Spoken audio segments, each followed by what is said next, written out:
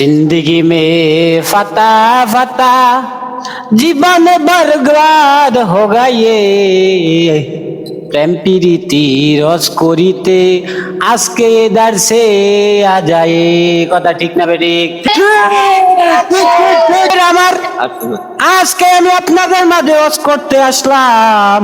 আমি আজকে যে ওয়াজটা নিয়ে আসছি ইউটিউবে অনলাইনে ফেসবুকে কখনো এই ওয়াজ শুনেন নাই, আর যদিও কেউ কইরা থাকে কিন্তু আমার মতো কেউ করতে পারে নাই।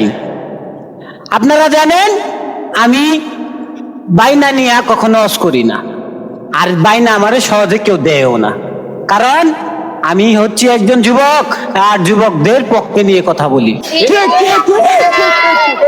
ভাই আমার, আপনারা জানেন আজ থেকে 15 বছর যাবত আমাদের দেশের ভিতরে যে ভালোবাসার কারণে পুরুষ বা যুবকরা আত্মহত্যা করতেছে, তার মূল কারণ হচ্ছে কিছু কিছু মডার্ন যুগের টিকটকার নারী। কথা ঠিক না বেটে?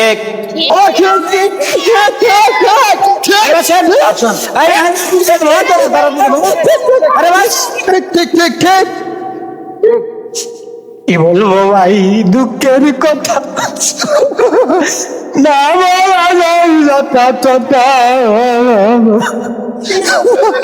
প্রেম করছিলাম জীবনে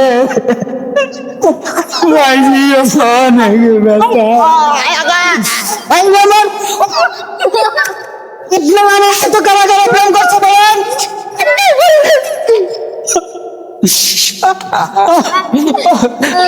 বাইরে দেখে বোঝা যায় একটা প্রেম করছে। ভাই গান দেন না ভাই, শুনেন ভাইরা আমার, কানলে হবে না, আপনারা আমাকে টাকা দিয়ে আনছেন, আপনাদেরকে শোনাইতে ভাই গান দেন না ভাই। ভাই ভাই ভাই ভাই যাই হোক ভাই আমার, আজকে আমাদেরকে এবং আমাকে আজকে যে ভালোবাসার প্রেম প্রীতি রস করার জন্য আনা হয়েছে, আমি বাইনা কিন্তু ভাই বেশি নেই না, কারণ আমি বাইনার রস করতেও পারি না। কথা ঠিক না বেরে? ঠিক। আমি সব সময় যারা যুবক আছে আমাদের বাংলাদেশে যারা প্রেম করে তাদের প্রেমের সাকসেসিটি পাওয়ার জন্য আমি কাজ করে যাচ্ছি এবং লড়ে যাব।